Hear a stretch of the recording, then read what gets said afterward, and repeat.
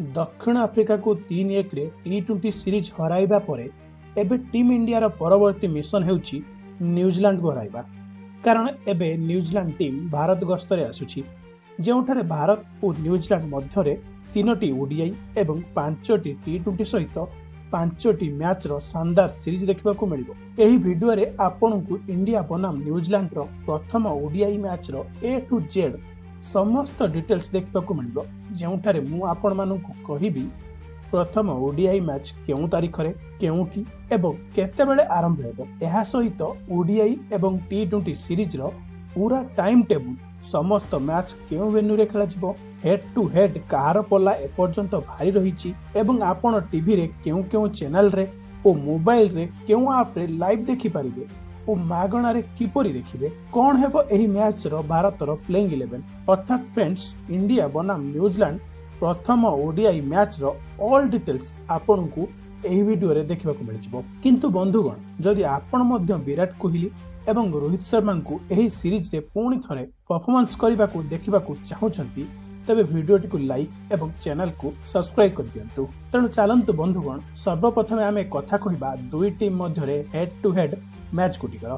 तेणु दुई टीम मध्यरे एपर्यंत 120टी ओडीआई मैच खेला जायछि, जेउठारे 62टी मैच रे भारतीय टीम जीतिछि एवं सेहिटारे 50टी मैच रे न्यूजीलैंड टीम भारत को हराइछि। तेणु एही परिस्थिति रे हेड टू हेड पल्ला टिके भारतीय टीम रो भारी देखा जाउछि। जदि शेष 5टी ओडीआई मैच विषय रे कहिबा, तेबे एठारे भारत रो परफॉर्मेंस बहुत सुंदर अछि, कारण भारत शेष 5टी मैच सब जीतिछि। न्यूजीलैंड एठारे गोटिए भी जीति पारि नाही। एभली परिस्थिति रे लागुछि जे भारत रो पल्ला भारी अछि। जदि आमे एही India versus New Zealand ODI series विषय रे कथा कहिबा, तबे 3 मैच ओडीआई सीरीज रो प्रथम ओडीआई मैच टी 11 जनवरी 2026 रे एही मैच बड़ोदा रे खेला जिवो। द्वितीय ओडीआई मैच टी 14 जनवरी रे 2026 रे राजकोट रे खेला जिवो। सही बळे सीरीज रो तृतीय अर्थात अंतिम ओडीआई मैच टी 18 जनवरी 2026 रे इंदौर रे खेला जिवो।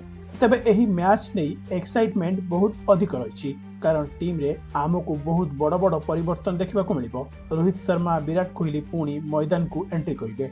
चलंतु गुटिए थर फटाफट आमे एही वनडे सीरीज पई भारत रो 15 सदस्य संभाव्य ओडीआई टीम रो ऊपर नजर पकाइबा। एठारे टीम रे नेतृत्व दायित्व सुमन गिल को ऊपर रहिबो, कारण सुमन गिल एबे संपूर्ण भाबे स्वस्थ होई जाइछन्ती।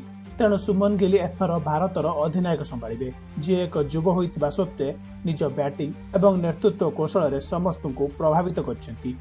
टॉप ऑर्डर रे रोहित शर्मा और विराट कोहली को उपस्थिति टीम पाई बड़ शक्ति देव। एही दुई अनुभवी खेलाड़ी मैच रो चाप समय रे इनिंग्स को संभाଳିबार अद्भुत क्षमता रखती एवं सठिक समय रे आक्रमणात्मक खेल देखाई पारती। तांकर दीर्घ अनुभव दल को मानसिक भावे दृढ़ करने सह युव खेलाड़ी मानक पई मार्गदर्शक भूमिका मध्य निभाइबे। मंच जेते बड़े हेउ, तांकर रन स्कोरिंग क्षमता सह नेतृत्व गुण दल को मानसिक भावे शक्तिशाली करिबो। बड़ मैच रे एभली अनुभवी खेलाड़ी उपस्थिति टीम रो विजय संभावना को अधिक वृद्धि करे। तबे इंजुरी पर श्रेयस अय्यर कमबैक मध्य मिडिल ऑर्डर को स्थिरता देव बोली आशा कर जाउछि। तांको अनुभव और टेक्निक दल को कठिन परिस्थिति बाहर करिबारे गुरुत्वपूर्ण हेबो। तांको सहित यशस्वी जयसवाल को वनडे दल रे उपस्थित भविष्यत पई एक सकारात्मक संकेत। विकेट कीपिंग विभाग रे केएल राहुल प्रथम पसंद विकेट कीपर बैटर भावे रहिबे। तांकर टेक्निक और अभिज्ञता मिडिल ऑर्डर को भल भावे समर्थन देव।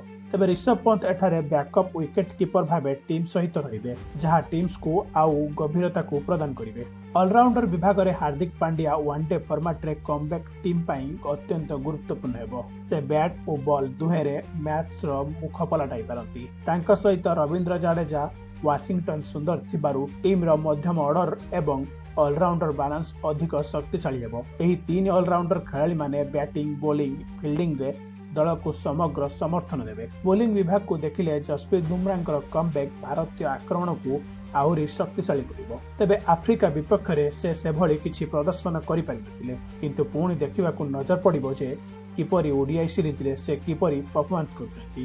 तांको सहित मोहम्मद सिराज नूतन बॉल सहित विपक्ष टॉप ऑर्डर को चापरे रखि पारिबे। हर्षित राणा ଏହି ସିରିଜରେ ନିଜକୁ ପ୍ରମାଣ କରିବାର ଏକ ଭଲ ସୁଯୋଗ ପାଇବେ। ସ୍ପିନ୍ ବିଭାଗର କୁଲଦୀପ ଯାଦବ ମ୍ୟାଚ୍ ୱିନର ଭୂମିକା ନିଭାଇ ପାରିବେ। ତେବେ କିଛି ଏହିପରି 15 ଜଣିଆ ଟିମ୍ ଆମକୁ ନ୍ୟୁଜିଲାଣ୍ଡ ବିପକ୍ଷ ଓଡିଆଇ ସିରିଜ ପାଇଁ ଏକ ସନ୍ତୁଳିତ ଏବଂ ଶକ୍ତିଶାଳୀ ଭାରତୀୟ ଦଳ ଭାବେ ନଜର ଆସୁଛି। ଯଦିଓ ପ୍ରାୟ ଏହି ଟିମ୍ରେ ଗୋଟିଏ ଦୁଇଟି ଛୋଟମୋଟ ଚେଞ୍ଜ ଏଠାରେ ହୋଇପାରେ, କୌଣସି ବଡ଼ ଚେଞ୍ଜେସ୍ ଆମକୁ ଏଠାରେ ଦେଖିବାକୁ ମିଳିବ ନାହିଁ। ଯଦି ଟାଇମିଂସ୍ ବିଷୟରେ ଆମେ ଏଠାରେ କଥା ହେବା, ତେବେ ଇଣ୍ଡିଆ ବନାମ ନ୍ୟୁଜିଲାଣ୍ଡର ସମସ୍ତ ଓଡିଆଇ ମ୍ୟାଚ୍ ଭାରତୀୟ ସମୟ ଅନୁସାରେ ଦ୍ୱିପହର 1 ବେଳେ ଏହି ଶାନଦାର ମ୍ୟାଚ୍ ଟସ୍ ହେବ ଏବଂ ଏହାର ଅଧା ଘଣ୍ଟା ପରେ ଦ୍ୱିପହର 1:30 ବେଳେ ଏହି ମ୍ୟାଚ୍ ଅଫିସିଆଲ ଭାବେ ଆରମ୍ଭ ହେବ। ଯଦି ଏହାପରେ ଲାଇଭ୍ ଟେଲିକାଷ୍ଟ ବିଷୟରେ କଥା କହିବା, ତେବେ ବନ୍ଧୁଗଣ ଟିଭିରେ ଆପଣ ଓଡିଆଇ ଏବଂ T20 ସିରିଜକୁ ଷ୍ଟାର ସ୍ପୋର୍ଟସ୍ ନେଟୱାର୍କର ବିଭିନ୍ନ ଚ୍ୟାନେଲରେ ବିଭିନ୍ନ ଭାଷାରେ ଲାଇଭ୍ ଦେଖିପାରିବେ। ଏହାଛଡ଼ା ଯଦି ମୋବାଇଲ ଆପ୍ ବିଷୟରେ କଥା କହିବା, ତେବେ ମୋବାଇଲରେ ଆପଣ ଏହି ସିରିଜକୁ ଜିଓ ହଟଷ୍ଟାର ଆପ୍ଲିକେସନ ସହଜରେ ଦେଖିପାରିବେ ଏବଂ ଏହାଛଡ଼ା ଟିଭିରେ ଆପଣ ଓଡିଆଇ ଏବଂ T20 ସିରିଜ ଡିଡି ସ୍ପୋର୍ଟସ୍ ମାଧ୍ୟମରେ ମଧ୍ୟ ଦେଖିପାରିବେ। ଯଦି ବନ୍ଧୁଗଣ ଭିଡ଼ିଓ